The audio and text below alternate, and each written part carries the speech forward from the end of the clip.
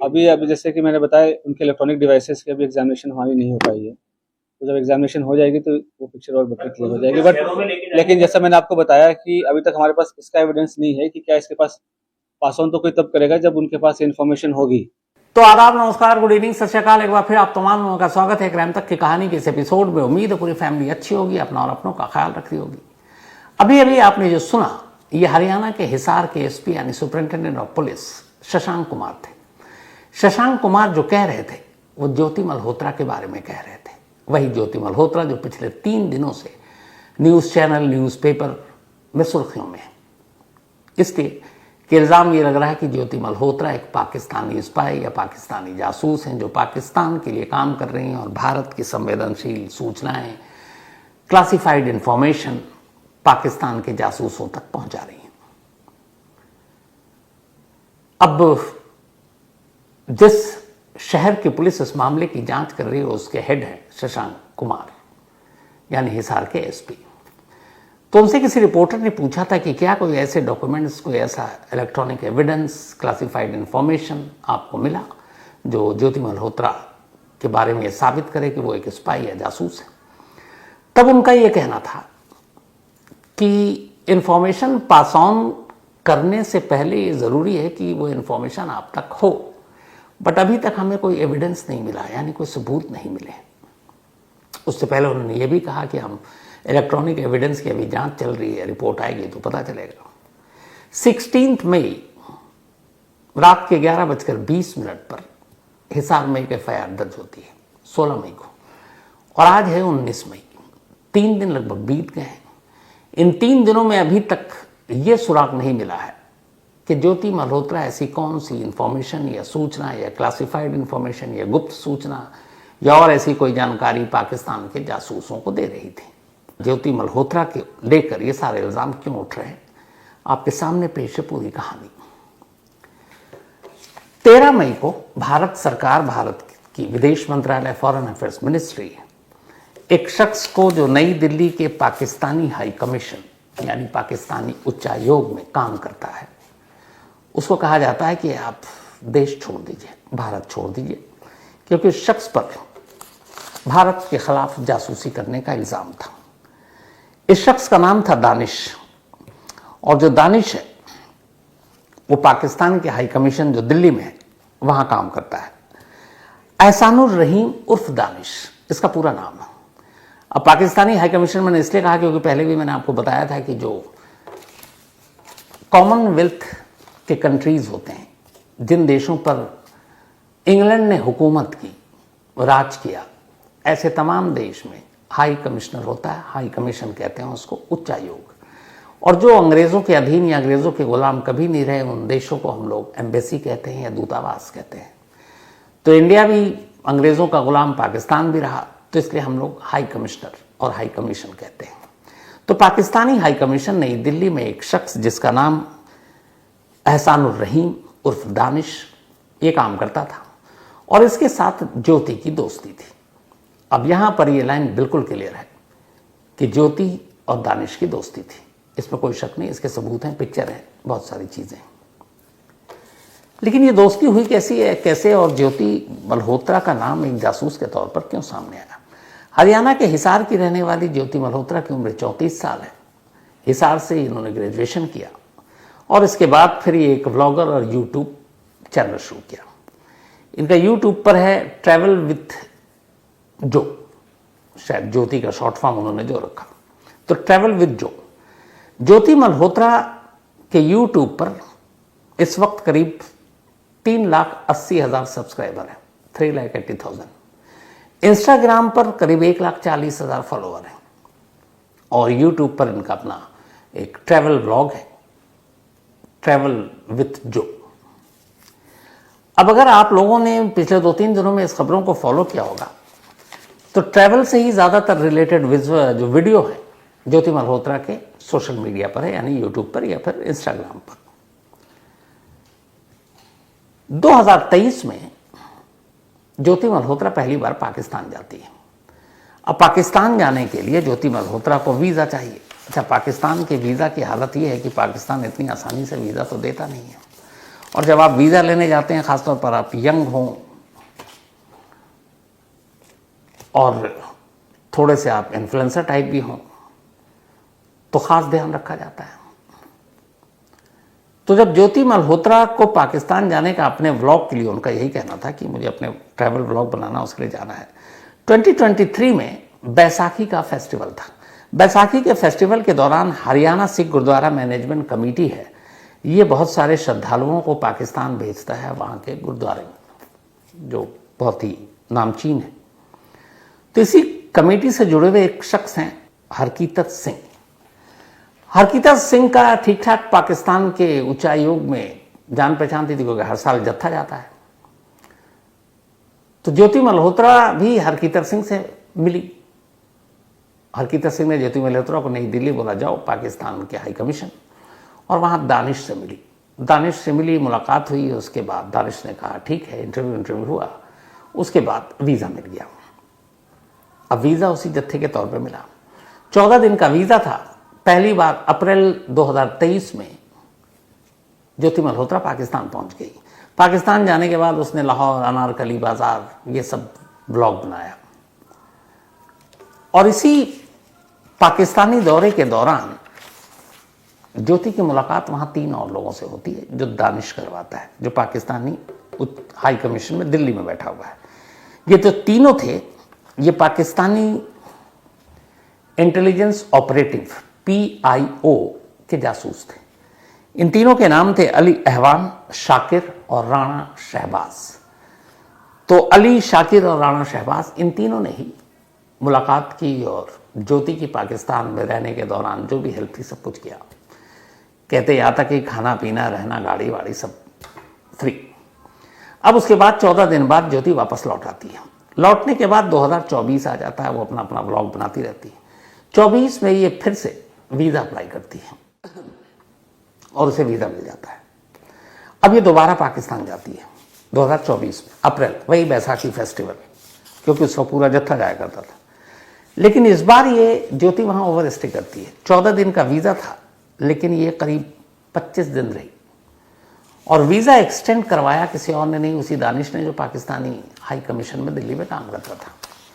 इस दौरान में उसने वहाँ पंजाब की मुख्यमंत्री मरियम शरीफ, जो नवाज शरीफ की बेटी है, उसका भी इंटरव्यू किया। अलग अलग शहरों का, ट्रेन का, खाना पीना, वहाँ की औरतें, वहाँ के लोगों, सबका ब्लॉग पर दिखाया। अब ये लौट आई है। लौटने के बाद 2024 में ही अब ज्योति मल्होत्रा चीन जाती है। अब जैसे ही चीन जाती है, अब आप ये देखिए कि 2 बार पाकिस्तान में over stay, generally visa extend होता नहीं है, और फिर फौरन चीन पाकिस्तान का दोस्त, सारी कड़ियाँ जुड़ रही थी। अब IB हरकत में आती है, इंटेलिजेंस ब्यूरो को लगता है कुछ गड़बड़ है। इसके बाद IB अब ज्योति मल्होत्रा पर नज़र रखती है।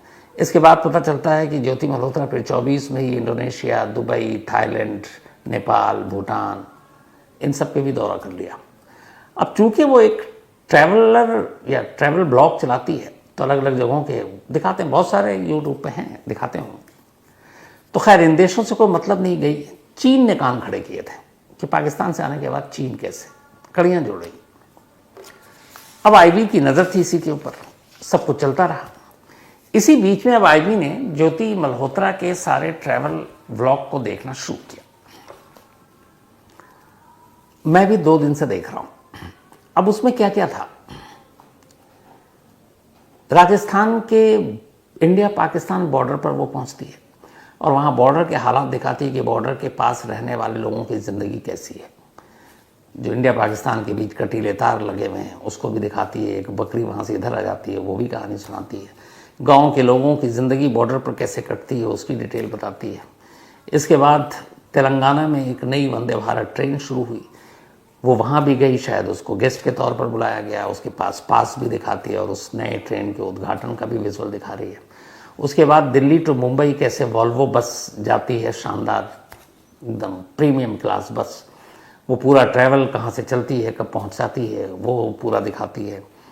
इसके बाद जब उसे पाकिस्तान का वीज़ा मिलता है तो वाघा बॉर्डर से दिखाती है और कहती है वेलकम टू पाकिस्तान, अगला कदम रखकर पहलगाम जाती है, कश्मीर का पूरा ब्लॉग बनाती है लास्ट ईयर। फिर अभी इस साल भी जनवरी में वो कश्मीर गई और कश्मीर में उस पहलगाम में भी उसने वीडियो बनाया और दिखाया कि ये पहलगाम है। अब ये सारे वीडियो कोई भी व्लॉगर, ट्रैवलर बना सकता है, इसमें कोई हैरत की बात नहीं है।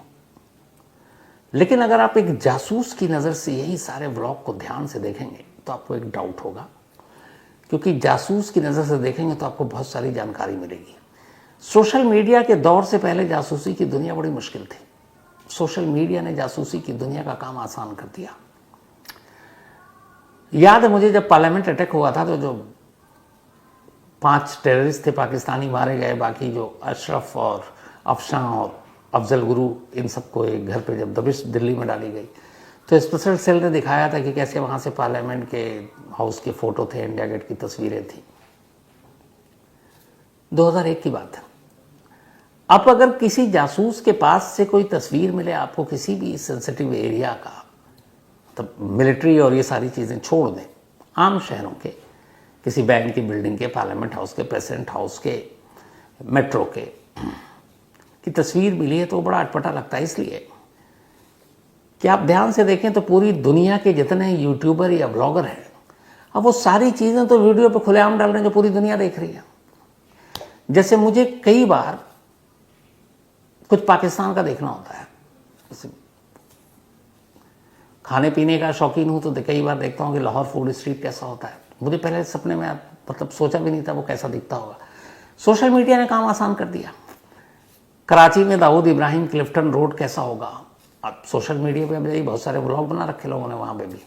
रावलपिंडी या फिर बलूचिस्तान, वहाँ टेररिज्म, ये बाकी चीज़ें जो होती हैं क्या होती हैं, तो ये तो बड़ा आसान है। तो अब वीडियो पूरी दुनिया के यूट्यूबर और ब्लॉगर ने बना कर दुश्मन देशों के जासूस का काम आसान कर दिया। उन्हें ये पता हो जाता है अच्छा यहाँ पे ब्रिज है, यहाँ इतनी भीड़ होती है, यहाँ पे इतने बजे लोग आते हैं, ये बिल्डिंग है, यहाँ एंट्री ऐसे होती है, सारी चीज़ें। एक तरह से ये सबसे ख़तरनाक चीज़ हो गई है। अब आपको इसके लिए खर्च करने की ज़रूरत नहीं है। कोई भी देश का जासूस बैठे बैठे सिर्फ अलग अलग यूट्यूब और व्लॉगर को जो चेक करे ना, जो ये सारी चीज़ें होती हैं, और लोग जानकारी के लिए देते हैं, लेकिन जिसके दिमाग में फितूर उस जानकारी में से भी ख़तरनाक चीज़ निकाल लेता है। तो ये व्लॉगर और यूट्यूब के ज़रिए जो बहुत सारी ऐसी चीज़ें आती है, इस पर भी जासूस लोगों की नज़र रहती है। यहाँ तक कि इन चीज़ों से वो बहुत सारी चीज़ें पता लगा लेते हैं। तो खैर, अब ये सारे वीडियो एक व्लॉगर के तौर पर, एक ट्रैवलर के तौर पर ज्योति मल्होत्रा बनाती रही। आईबी की नज़र आ ही चुकी थी पाकिस्तान से आने के बाद। इसी दौरान में 13 मई को ये होता है कि इसी दानिश को विदेश मंत्रालय ये पाता है कि ये यहाँ पर जासूसी कर रहा है और फ़ौरन आदेश देती है कि आप देश छोड़ो, वापस पाकिस्तान जाओ। दानिश को देश निकाला दे दिया जाता है। अब दानिश के जाने के बाद ज्योति पे पहले ही से नज़र थी, ज्योति दानिश की दोस्त। अब पुलिस पहुँचती है 15 तारीख को हिसार, ज्योति के घर ले जाती है, थाने पूछताछ करती है, छोड़ देती है। फिर 16 को ले जाती है और ऑफिशियली रात को 16 मई 11:20 पर FIR दर्ज और ज्योति को गिरफ्तार कर लिया जाता है। इल्ज़ाम ये कि ये पाकिस्तान की जासूस है, दानिश के साथ दोस्ती है, पाकिस्तानी एम्बेसी के कई फंक्शन में गई है और पाकिस्तान भी 2 बार हो आई है। अब इसके बाद सारे अखबार में, टीवी चैनल, हर जगह यही खबर, और ऐसे और भी कुछ लोग पकड़े गए। लेकिन यहाँ ये सवाल था कि क्या वाकई ज्योति मल्होत्रा एक जासूस है। ये सवाल इसलिए आया कि 16 मई की गिरफ्तारी के बावजूद अभी तक कोई ऐसा एक सीक्रेट एविडेंस, कोई ऐसा एक दस्तावेज, कोई ऐसा पेपर, कोई ऐसा इलेक्ट्रॉनिक एविडेंस नहीं मिला जिससे पता चल सके कि इसने कुछ पाकिस्तान को दिया है। अब खुद शुरुआत में आपको बताया एसपी का जो सुना है कि पहले तो यही पता करो कि कोई भी इन्फॉर्मेशन पास ऑन करने के लिए इन्फॉर्मेशन होना तो ज़रूरी है। तो इसके पास इन्फॉर्मेशन है कि नहीं है अभी यही पता नहीं, तो फिर ये जासूस कैसे। जितने भी रिपोर्टर और जो पुलिस में मेरे जो सोर्सेज हैं उनका ये कहना है कि अभी तक 3 दिन में ऐसी कोई भी चीज़ नहीं मिली है जिससे हम डायरेक्ट कह सके कि ये एक स्पाई या जासूस है। लेकिन हाँ, इन सारी चीज़ों के बावजूद एक चीज़ मिली है और वो ये है कि पाकिस्तानी हाई कमीशन के उस स्टाफ दानिश के साथ इसकी दोस्ती, पाकिस्तान में मौजूद उन 3 लोगों के साथ इसकी दोस्ती जो पाकिस्तानी इंटेलिजेंस ऑपरेटिव के जासूस हैं, उनके साथ दोस्ती है और उसके सबूत हैं। उन तीनों के नंबर भी मोबाइल से मिले जो अलग अलग नाम से, जैसे एक का नंबर तो जट के नाम से फीड कर रखा है, वो है। तो अब सवाल यह है कि ये नंबर हैं, पाकिस्तान गए उसके भी सबूत हैं, दानिश के साथ जैसे देश निकाला दिया गया जासूसी के साथ, उसके भी सबूत हैं। लेकिन क्या ज्योति मल्होत्रा ने जासूसी की, या लाइक, सब्सक्राइब और व्यूज के चक्कर में फंस गई? एक बड़े पुलिस ऑफिसर से मेरी बात हुई आज, और मैंने पूछा ज्योति मल्होत्रा का पूरा केस, तो उन्होंने जो बताया वो एक दूसरा ही पार्ट आ रहा है, वही आपके सामने अभी पहले शेयर करता हूं, फिर एक दूसरे एक्सपर्ट की बात बताता हूं, नाम कोट कर नहीं सकता।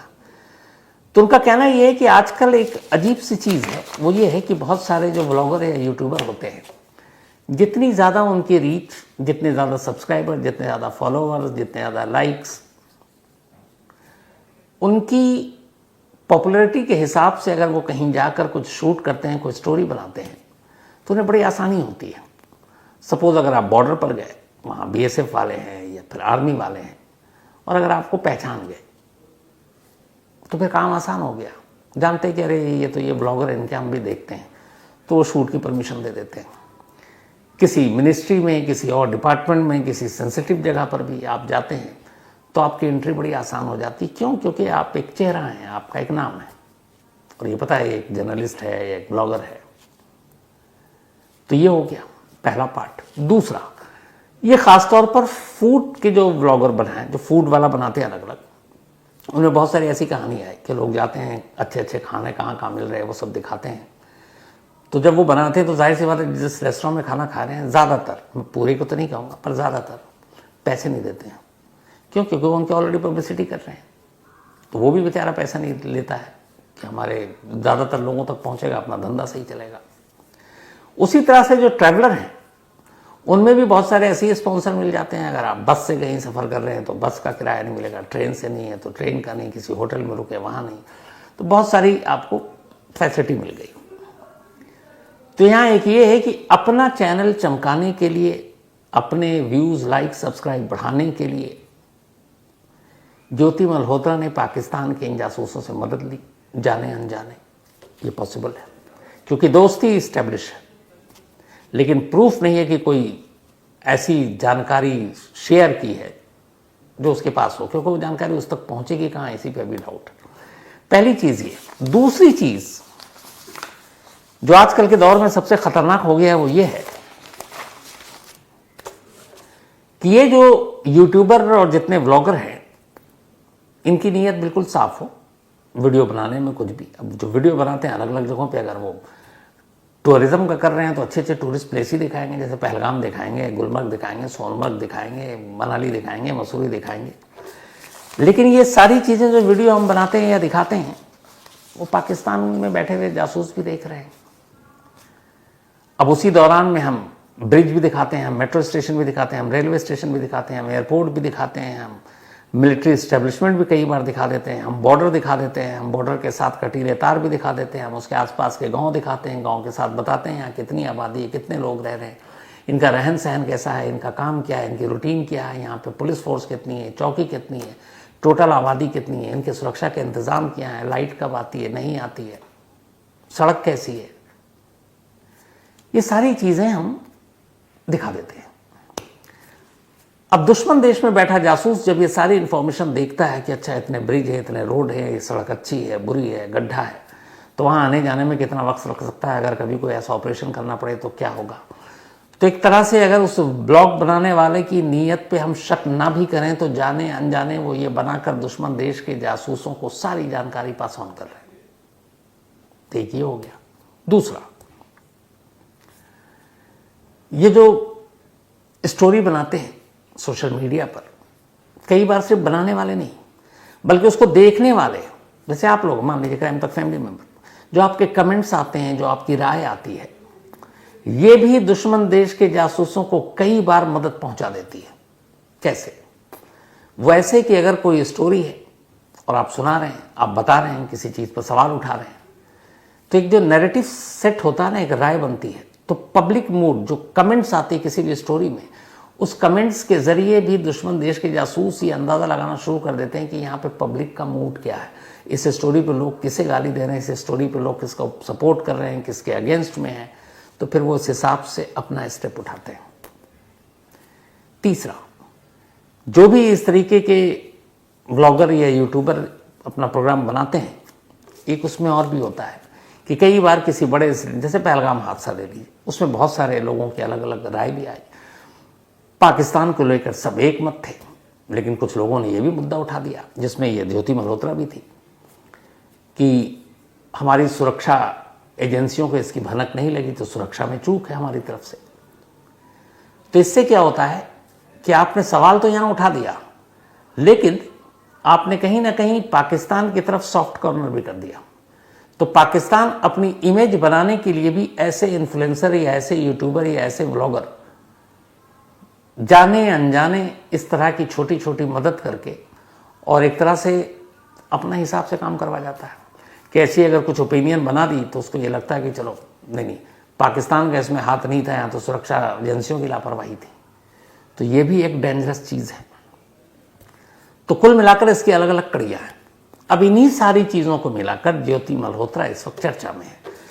सबूत के नाम पर यह है कि हाई कमीशन के दानिश और वहाँ के 3 लोगों से दोस्ती, उनके फ़ोन नंबर, 2 बार पाकिस्तान का जाना, तीसरी बार चीन जाना। ज्योति मल्होत्रा का गिरफ्तारी के बाद ये कहना है कि ये एक फ्रीडम ऑफ स्पीच है और उन्होंने कुछ कहा, खासतौर पर पहलगाम के बाद, तो इसीलिए उनको सताया जा रहा है। लेकिन जो पुलिस ऑफिशियल हैं और जो हमारे जितने भी रिपोर्टर हैं, उन सब की यही है कि अभी तक 3 दिन में ऐसा एक भी ऑफिशियल सीक्रेट एक्ट के तहत कोई एविडेंस, इलेक्ट्रॉनिक चाहे एविडेंस हो या कोई खुफिया दस्तावेज, गोपनीय दस्तावेज हो, अभी तक मिला नहीं है। तो इसीलिए सवाल उठा है कि क्या ज्योति मल्होत्रा सचमुच पाकिस्तानी जासूस है या लाइक, व्यूज, सब्सक्राइब के चक्कर में फंसी है। और तीसरा ये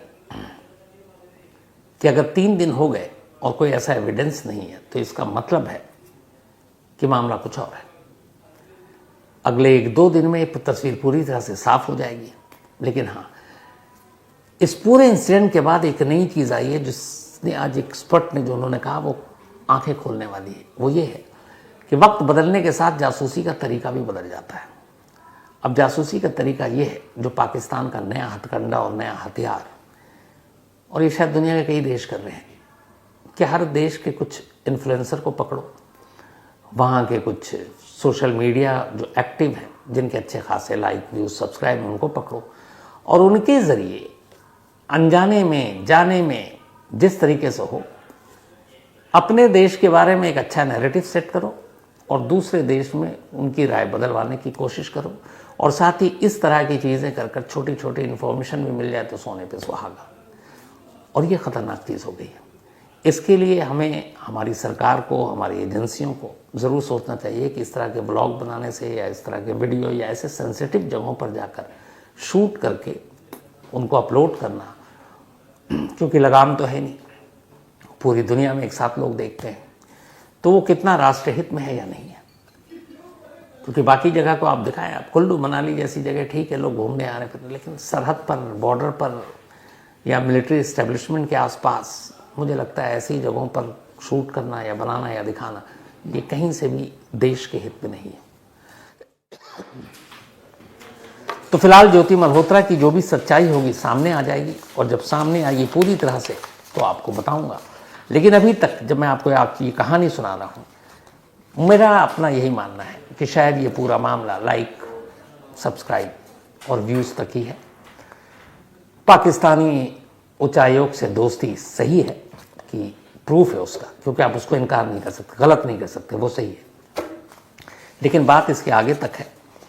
इस पर अभी खुद हिसार पुलिस भी इस बात को नहीं मान रही है, और हिसार पुलिस ने ऑफ द रिकॉर्ड तो ये भी कहना है कि सेंट्रल एजेंसी जैसा कह रही है हम वैसा कर रहे हैं। तो हो सकता है अगले 1-2 दिन में खुलासा हो जाए। तो फिलहाल कहानी में इतना ही, लेकिन कहानी खत्म करूँ उससे पहले वही अपना सिलसिला। आज कर्नल सुरेंद्र चौहान, इनका बर्थडे है, तो happy birthday colonel Surendra Chauhan ji. और ये भेजा है साक्षी चौहान ने, साक्षी चौहान जी के ब्रदर हैं कर्नल साहब। अरविंद गोसाई का भी आज बर्थडे है, तो हैप्पी बर्थडे अरविंद। और ये सुलेखा जी ने भेजा, उनके हस्बैंड हैं। प्रियंका बिश्नोई का भी आज बर्थडे है, तो हैप्पी बर्थडे प्रियंका जी। और ये सुबोध बिश्नोई जी की पत्नी है। साथ ही समरीन बतूल, इनका भी आज बर्थडे है, हैप्पी बर्थडे समरीन जी। और ये सैयद जरी अब्बास, उनकी वाइफ हैं, फिनलैंड से। श्री श्रीकांत नाम्यार, इनका भी आज बर्थडे है, तो हैप्पी बर्थडे श्रीकांत जी। और ये भेजा है अक्षत नाम्यार ने, उनके भाई हैं। साथ ही आज सैमुअल शरद, इनका भी बर्थडे है, हैप्पी बर्थडे सैमुअल। और ये भेजा है रूबी शरद ने, रूबी के हस्बैंड है सैमुअल। इसके अलावा सालेहा मंसूरी, इनका भी आज बर्थडे है, तो हैप्पी बर्थडे सालेहा। और ये शुएब मंसूरी जी की सिस्टर है। तो इसके साथ ही कहानी में आज इतना ही। अब आपसे मुलाकात होगी कल रात 9 बजे किसी नई कहानी के साथ। तब तक अपना और अपनों